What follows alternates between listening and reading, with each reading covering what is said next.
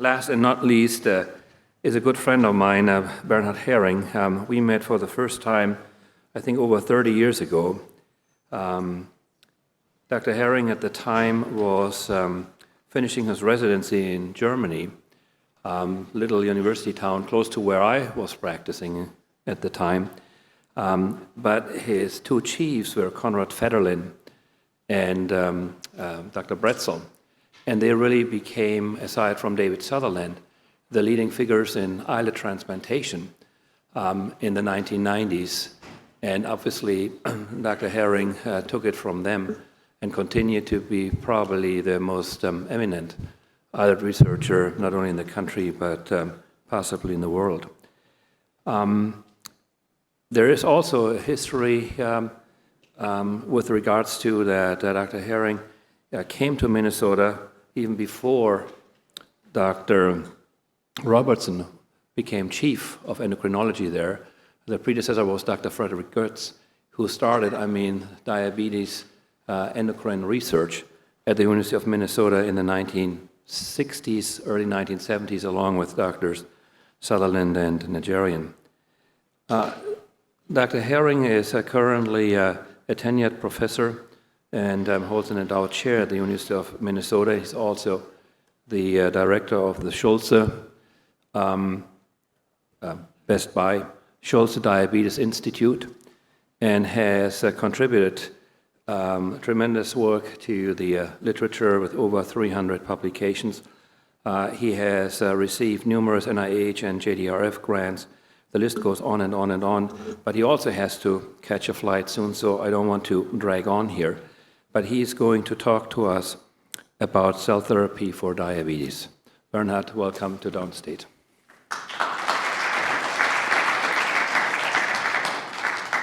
Thank you, Rainer, and thank you all for your patience. This afternoon, I wanted to echo what Rainer said. We have been good friends for many years, and I think it is fair to say that you have been very instrumental in moving to Minnesota. You helped, really recruited me, and my professional career would have been entirely different without your involvement. I also wanted to say that I hope you walk away at the end of the day with the impression that this is a very exciting and transforming time, not only in diabetes and in transplantation, but in medicine. And I think when I was asked what a title could be, and I thought maybe we should talk about cell therapy for diabetes, and I will also talk about cell therapy for tolerance. And you know, cell therapy in oncology has taken off tremendously, and companies have been formed, and within 5 years were sold for $12 or $15 billion, and showing really the tremendous potential associated with cell therapy. Cell therapy can be very, very complex for those who develop it and practice it, but for the patient it is a very powerful and very safe new treatment modality.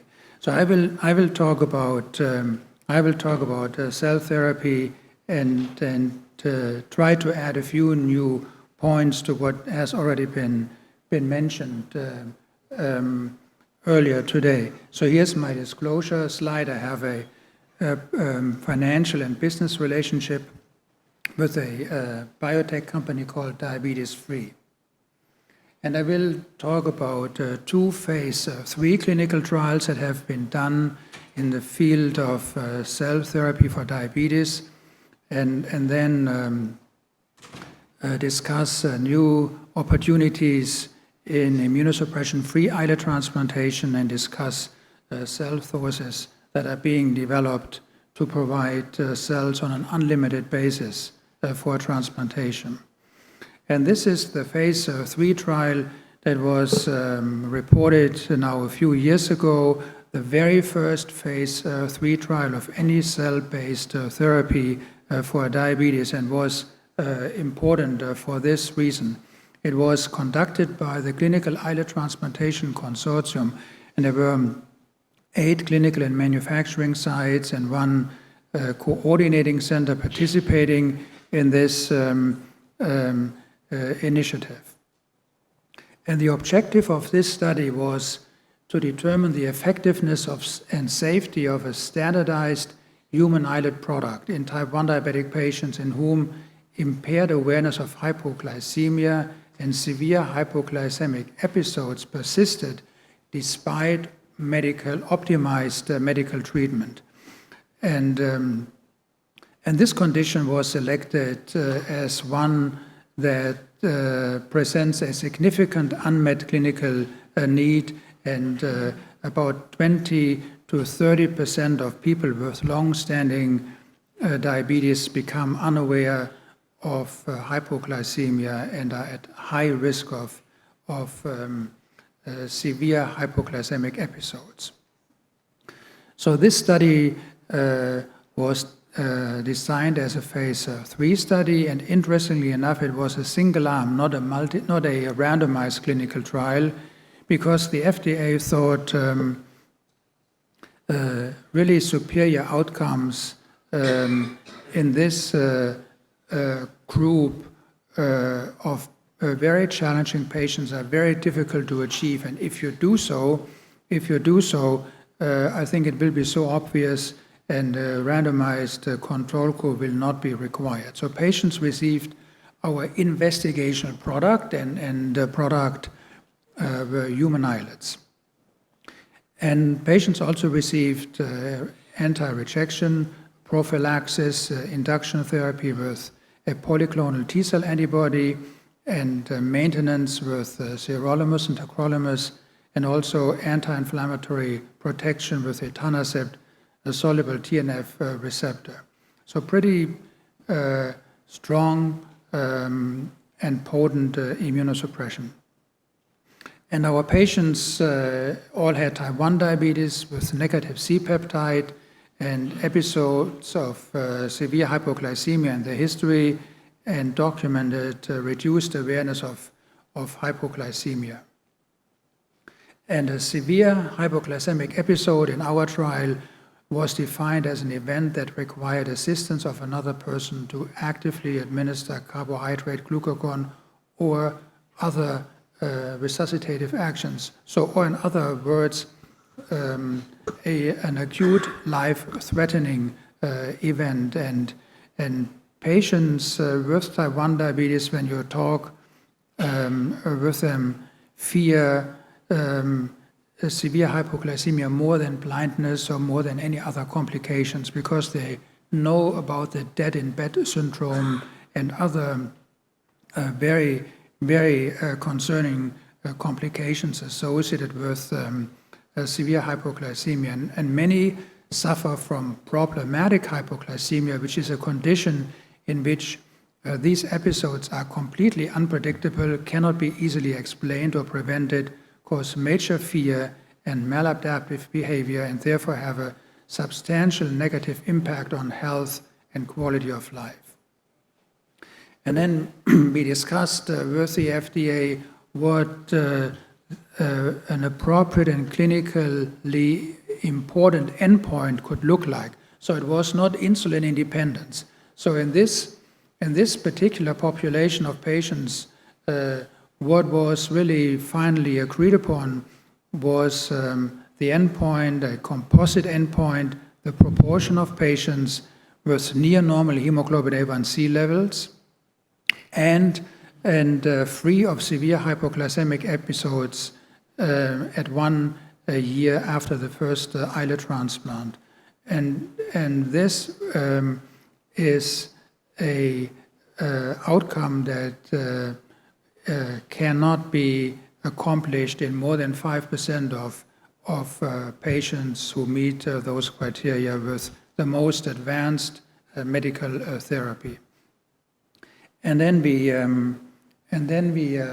see at baseline none of the patients met the endpoint, and then we had close to 90%, and at 2 years 80% of the patients were meeting the endpoint. And then when we look at the individual components, so hemoglobin A1C became normal after transplantation. You see here the median levels, and the percent of patients with severe hypoglycemia was 100% at baseline and fell to less than 10% or even 5% post-transplant. So very rarely in clinical medicine do you see black and white differences like shown in this study.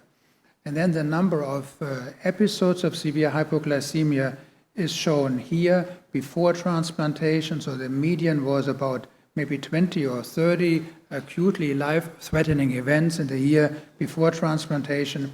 And this problem was more or less eliminated, completely eliminated after transplantation. The Clark score is a measure of awareness of hypoglycemia. When the score is high, like 7, patients are fully unaware of hypoglycemia.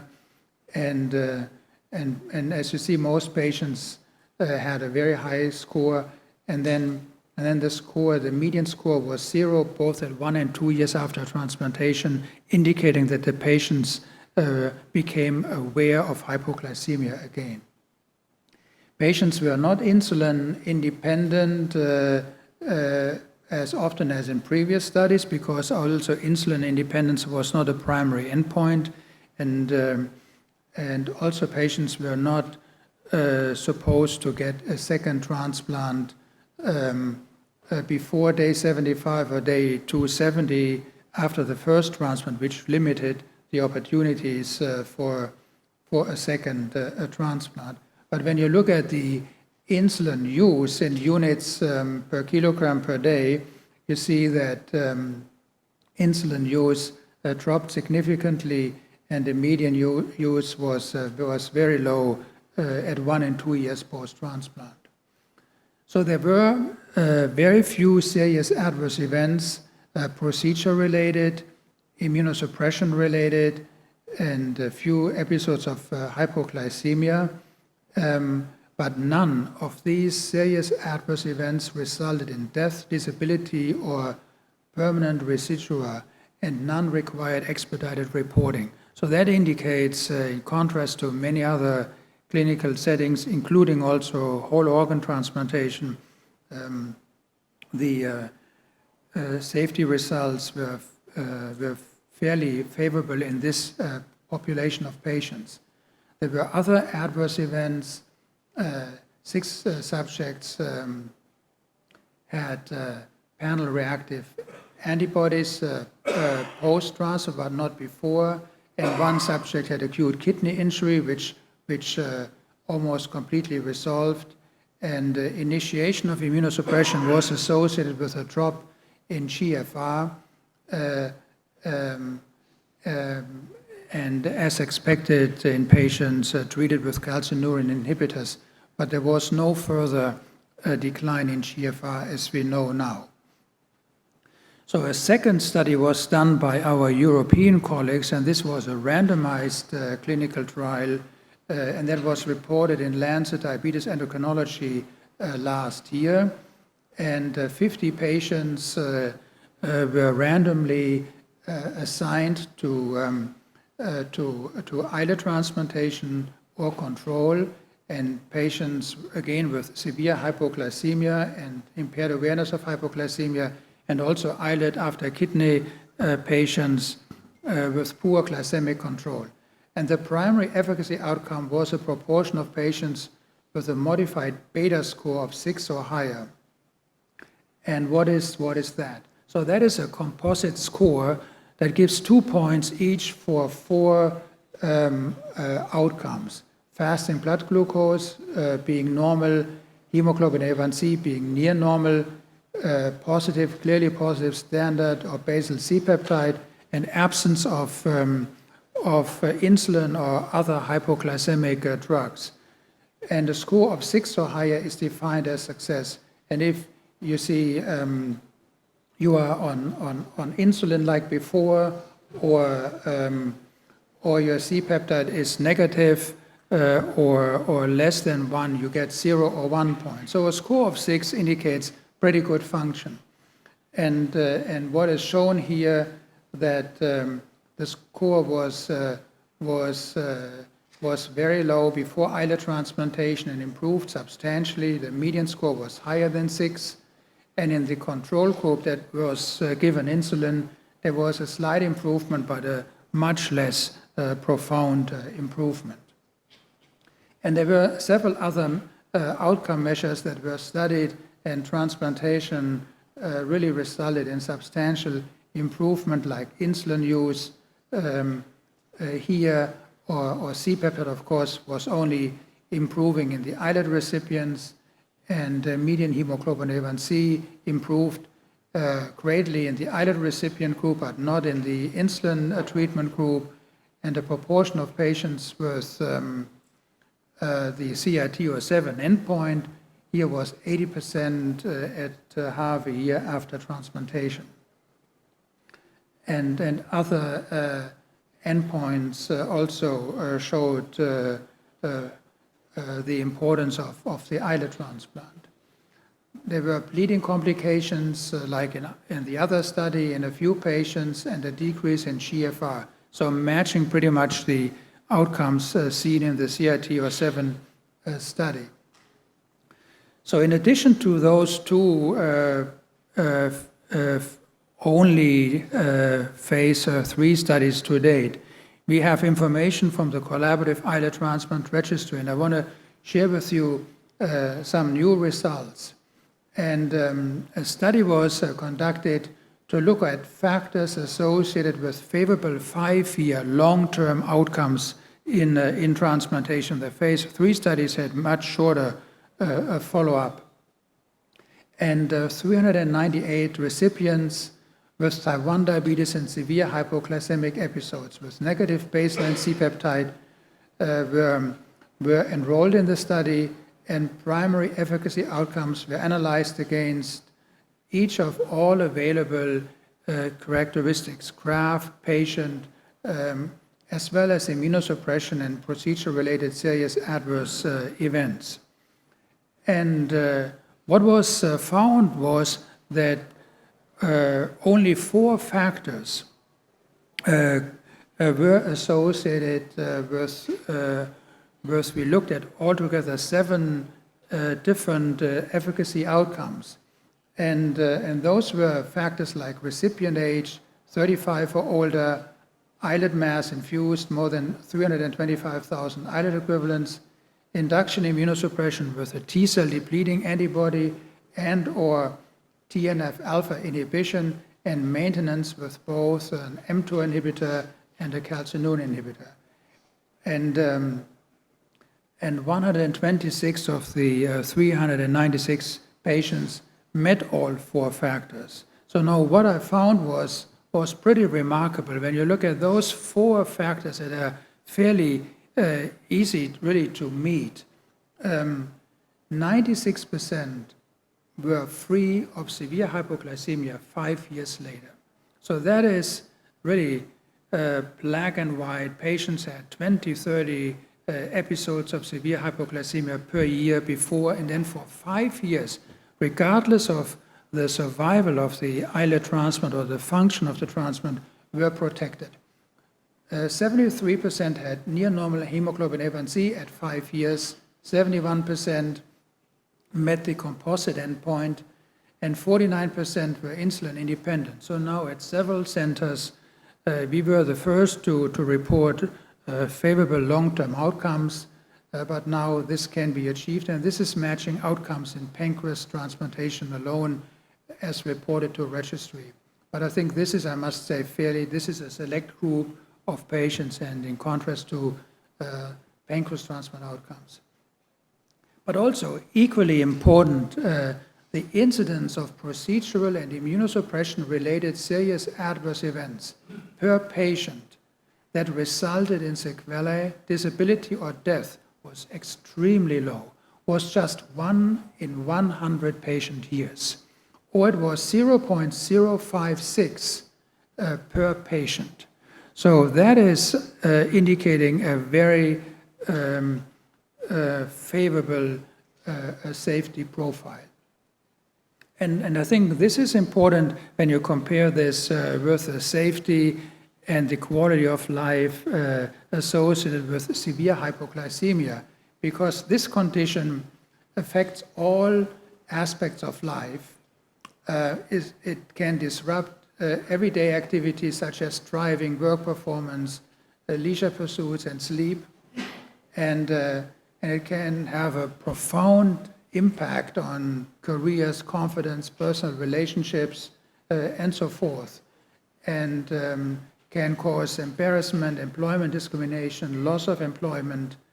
So it is a very substantial unmet clinical need. So causing often other problems like cognitive impairment, coma, seizures, cardiac arrhythmias that could be associated with death in some of the patients. So yes, there are new diabetes technologies like pumps that are sensor augmented, that are driven by a sensor that and an algorithm that can predict low glucose levels and can suspend the pump, and very good hemoglobin A1C levels have been reported. However, it is important to emphasize that patients who suffer from severe hypoglycemia are more or less often excluded from participation in those studies. So the technologies have been validated maybe in patients with much less challenging forms of type 1 diabetes. And there was a meta-analysis done not too long ago, and of the thousands of studies, only 43 were identified that looked at outcomes in those patients, and many looked at educational interventions. 11 evaluated diabetes technologies, and 5 pharmacological interventions. So that is indicating that much more work needs to be done in this patient populations. And none of the interventions that were tested were effective in all patients. And for interventions to be effective, patients had to accept an abnormal hemoglobin A1C level of 8%. And awareness was at best only partially restored. So if you ask the question, if patients have access to every single new diabetes technology and a structured education program and new diabetes analogs and close contact to a very experienced diabetes center, what proportion of patients will benefit? And I think this study was done at King's College in London, and 47% of patients did well and hypoglycemia resolved. But in 50% of the patients, this was not the case, and 25 required a pancreas or islet transplant, and another 1/4 of the patients were still being treated. So 25% of patients with severe hypoglycemia may only benefit from a transplantation. So I think that is why when you ask the question, if a patient is in your office with that condition, with a severe hypoglycemia that persists despite the use of structured education, use of all kinds of diabetes technologies, and frequent contact with a diabetes care center. So what are you going to offer to this patient? And I think you could say, well, there are two options. One is, which is an untested option, and do more of the same. Continue with diabetes technologies and test different programs, and of course, very frequent contact with an expert diabetes care team, or option 2 would be to consider an islet or a pancreas transplant with immunosuppression. And what are the anticipated outcomes if you do this? So I think option 1, the outcomes are unknown because nobody has studied long-term whether patients do well when you continue with the very same treatment that basically has failed. And I think the outcomes are unknown but expected to include recurrent severe hypoglycemia, persistent unawareness, elevated glycemic targets are required, substantial morbidity resulting from severe hypoglycemia, risk of arrhythmia, seizures, injuries, and death. And I think that is what you can expect. And when you look at option 2, transplantation, which is tested and has been studied with outcomes over 5 years, so anticipated outcomes are protection from severe hypoglycemia, restoration of unawareness, restoration of awareness, near normal glycemia, and yes, decreased but still normal GFR, and a low risk of infections and malignancies. So I think we don't know, there has been no randomized study, but I think this would be a fair, really, question to ask, and I think we should really partner and have an integrated diabetes care approach where endocrinologists and transplant endocrinologists and transplant surgeons meet and discuss best options for patients. So this is really the current status and what is next and what is missing. So why is transplantation not being considered more often? I think the results look pretty good to me, but we don't find many colleagues like Dr. Robertson in endocrinology who really embrace transplantation. So what I think is the most significant concern, and I think it is immunosuppression. I talked to one patient and she considered transplantation, and she summarized her understanding, her perception, or her anxiety when she said, I prefer the devil I know over the devil I don't know. And she knows the devil associated with diabetes, but was reluctant to commit to the risks associated with immunosuppression. I think that is how many patients think, and maybe also how many endocrinologists think. So transplantation tolerance is defined as the specific absence of a destructive immune response to a transplanted tissue in the absence of immunosuppression. That is what would make a big difference. Now, it would be associated with better overall health, better allograft survival because they are no longer using diabetogenic immunosuppression, absence of rejection. You would not need to retransplant because the islets and graft much better in the absence of medications like mTOR inhibitors that interfere with revascularization, less impact of non-compliance and lower costs. So that tolerance can be achieved.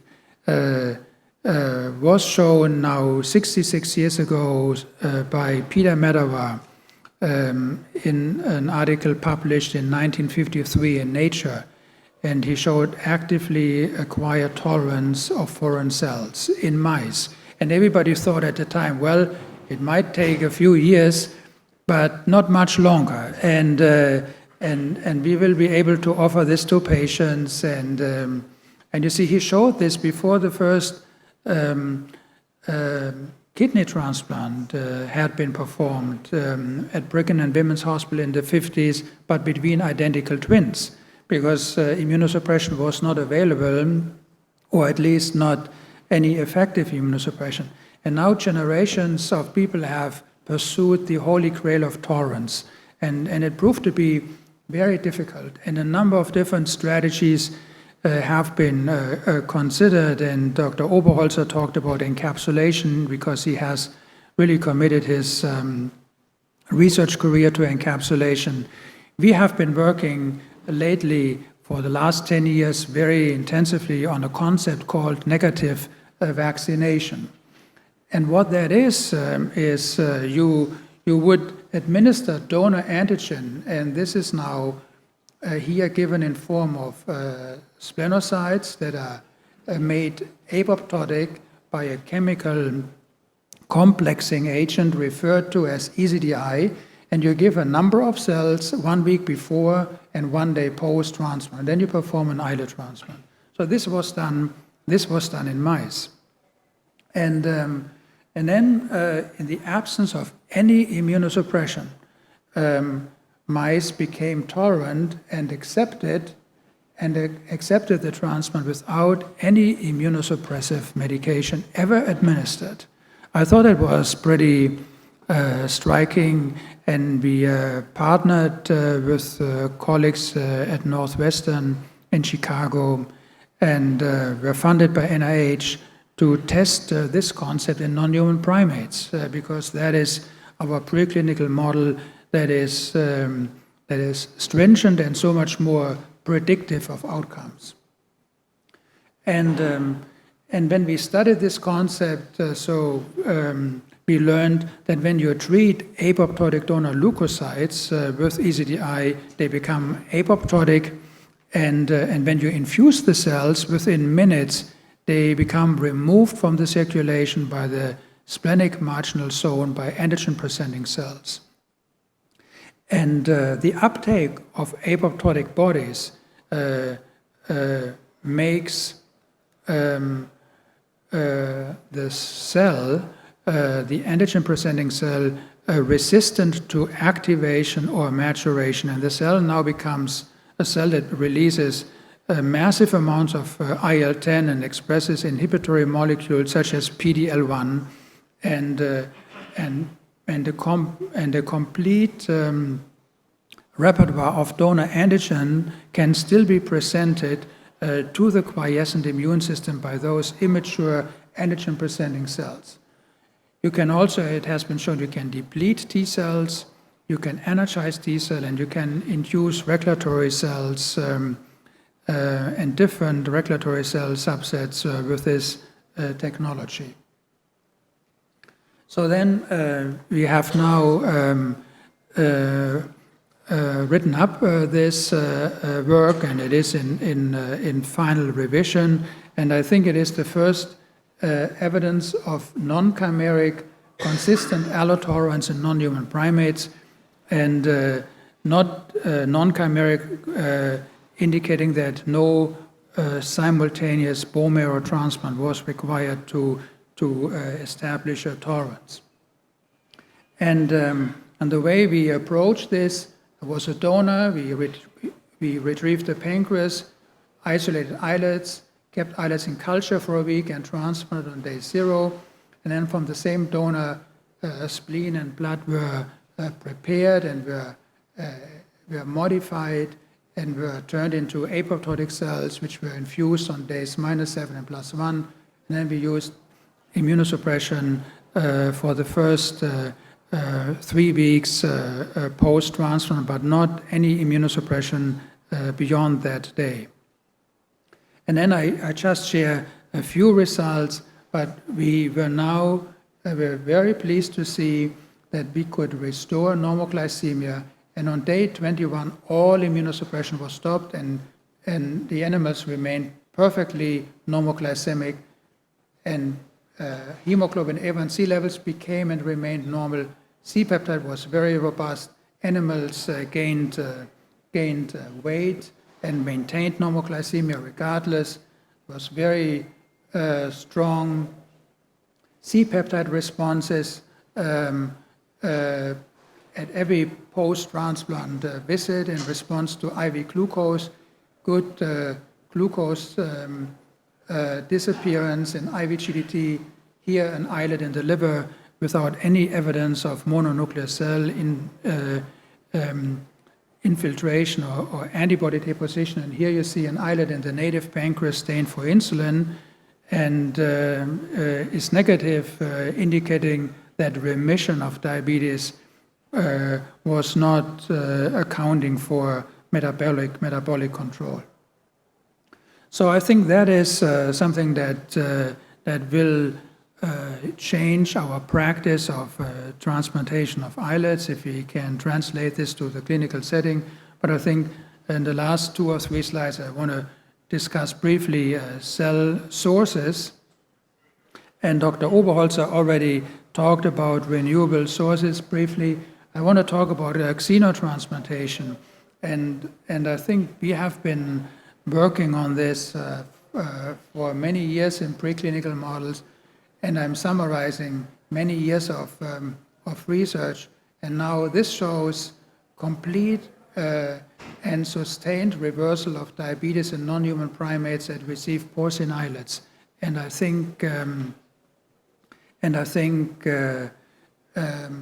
this is important because it opens many opportunities, and porcine islets could be available as an unlimited source for transplantation. And this was achieved with an anti-CD154 sparing immunosuppressive regimen. And when you look at 1 year post-transplant, again, here in a xenotransplant recipient, perfectly intact islets without mononuclear cell infiltration. And work has been done with genetically engineered islets, and we have a CRISPR program, and we generate many new genetic lines, and we don't know to what extent this will help us, but clearly this presents tremendous opportunity. Others have worked on macroencapsulation using a chamber that is oxygenated, an oxygenated macroencapsulation device where you have islets behind a membrane, and then you have a central oxygen module that can be accessed through the skin and can be refilled with oxygen at least once weekly. And when that was done in non-human primates, and pig islets were transplanted without any immunosuppression, there was clearly improvement in glycemic control, and when the device was explanted, glucose control was lost, suggesting that this technology could be further developed. And clinical research has been done with encapsulated neonatal islets by the Otsuka group. So this is in clinical research already. And what was found was that it was a very safe treatment, but there was no direct evidence of biological activity, even though hemoglobin A1c was maintained at a level of less than 7, with reduction of hypoglycemia in this cohort of patients studied in New Zealand. So with respect to stem cell-derived islet sources, I think there have been remarkable technological advances in the past few years. And pancreatic progenitors have been tested in clinical trials in type 1 diabetes, and now more differentiated beta-like cells have also been generated, and there were important reports in 2014 by Doug Melton's group and also by the group at Beta-Logics at the time. However, only up to 30% of cells were actually differentiated beta-like cells. And the insulin secretory capacity was 4 to 5 times lower compared with primary beta cells, and they fail to terminate insulin release when glucose levels are lowered. So which is not going to be very helpful when you consider use of those cells in people with hypoglycemia. But importantly, the teratoma risk appears to be very low, if not absent, with those cell products. And induced pluripotent stem cell technologies have also progressed, but robust manufacturing protocols are lacking that are effective across multiple cell lines retrieved from different donors, including type 1 diabetic candidate recipients. I think in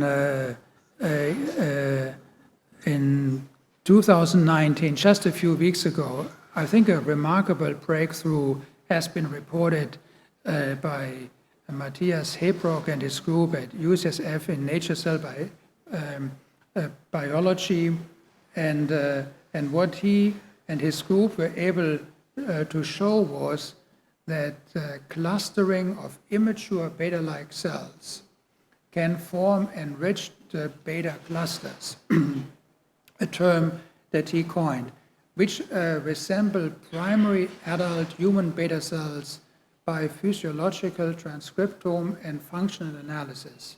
So they show very robust dynamics of insulin secretion. They terminate insulin secretion when glucose levels are lowered. And these EBCs display glucose-stimulated insulin secretion as early as 3 days after transplantation in mice. So this is a fascinating new development. Whether this will be scalable is going to be an important question, but it is a major contribution to the field. So the final slide, I want to summarize. I think this day has shown that islet transplantation has established new efficacy benchmarks in type 1 diabetes that cannot be matched by any diabetes technology or medical approach, and is very effective even in the most challenging subgroups of patients. And the recent phase 3 trials in transplantation of human islets have created substantial momentum for scalable beta cell products, with xeno as well as stem cell derived islets being very promising. And finally, protocols that remove the need for chronic immunosuppression will greatly increase results and applicability of beta cell replacement in diabetes care. I wanted to thank NIH and JDF for supporting our work, and all our colleagues, including Milena Bellin and many others who over many years have contributed to the work that I presented. Thank you very much. Thank you, Dr. Beharing. May I have the other presenters also come to the podium? I know Dr. Lee and Dr. Herring have to fly out at 6:30 from JFK, so we may have 10 minutes to ask a few questions and wrap up. You covered a tremendous field, Bernhard, with regard to stem cell augmentation of beta cells, bioengineering. If you had to predict the future, and there was one vice president who once said there's nothing harder to predict than the future. 10, 20 years, let's say 20 years from now, where do you think are we in the treatment of diabetes? What of all these avenues that we are pursuing, xenotransplantation, stem cell augmentation, bioengineering, encapsulation, what do you think is the future? Well, I think there's no question cell therapy will become the preferred therapy of diabetes. And it is so clear to me because cell therapy works, and if it can be applied without the risk of immunosuppression, like we seem to be able to do now, and if it is available on an unlimited basis, as it will happen because there is tremendous progress in manufacturing now fully functional beta cells, I think there is no question. And I think it is also clear to me because you cannot sell an IBM typewriter the day electronic word processing has become available, and patients will just not accept to be treated with entirely outdated technologies of the 80s and 90s. If cell therapy really shows it can be done, you can become diabetes-free, you can have a normal life, no longer compromised by constant fears and worries, and you can pursue a very active life, people will demand this, and there will be competition, and there will be more than one product available, and whether it will be this type of induced pluripotent stem cell or an embryonic stem cell derived, I think makes no difference. I think it will be cell therapy. I think the technology is there, and the next 10 years, you asked 10 or 20 years, I think we will see more clinical trials. I know ViaCyte has now started the second clinical trial, and this is all public information. You can look this up on clinicaltrials.government, and other groups in the field are gearing up to start clinical research maybe as early as this year. We will see tolerance studies. All of this will happen, and I think it will be an exciting time, and I think we are making the right decision by committing to this field and showing presence and prominence in the field, and by really being not only participants but advancing and leading this field as clinical investigators. Dr. Berlin. Oh, yeah, thank you. I think it will do. I mean, I totally concur with Bernhard, and I'm a pediatric endocrinologist, so I see a lot of children, of course, with type 1 diabetes, and I think CGM's pump technology, they've been great, and I think artificial pancreas technology is the short-term wave until cell therapy becomes more widely available. But I agree with the consensus of the patient satisfaction piece. I don't think if cell therapy is available that any patient is going to really want to be walking around with a sensor and an insulin pump on all the time, and then they have to worry about their pump site fails, or they're replacing their sensor, or they're going to the beach, and here they are wearing around two devices to act as a pancreas. I think people will want to move away from that. I also would say that at least with what we have now, we can't get as tight of glucose regulation with closed loop pump technology as we can with cells. They do pretty well. They don't do the same thing. Dr. Abu-Khalai. Yes. I would like to quote what Bernhard used to say 10 years ago. I think the patient population is very huge. Some patients will definitely require whole organ pancreas. Some will require islet allo. Someone will require pig islet xenotransplants. And some will require insulin therapy because it's a very wide population. The needs are different in different population, I would say. But cell therapy will definitely predominantly will occupy. Questions from the audience.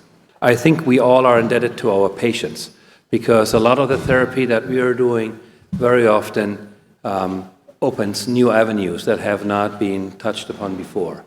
And we have to trust first and foremost our patients that they entrust us with their lives and what we can do. We are, in the end, the guardians of their well-being. I think it's also important to mention that the word has to get out. I mean, it's a small group here, and there are even less people that know about islet or pancreas transplantation, whether auto or allo-transplantation, but it's not out there. And we have to do better in that regard. I think for our residents and medical students, this is really cutting edge that was presented today, particularly the last talk by Dr. Herring. Tolerance induction remains the holy grail in medicine. Whoever solves that problem as the egg of Columbus will receive the Nobel Prize because it not only will induce tolerance, it will also solve the problem of autoimmunity and will basically save all these lives that are being lost as a result of autoimmune diseases.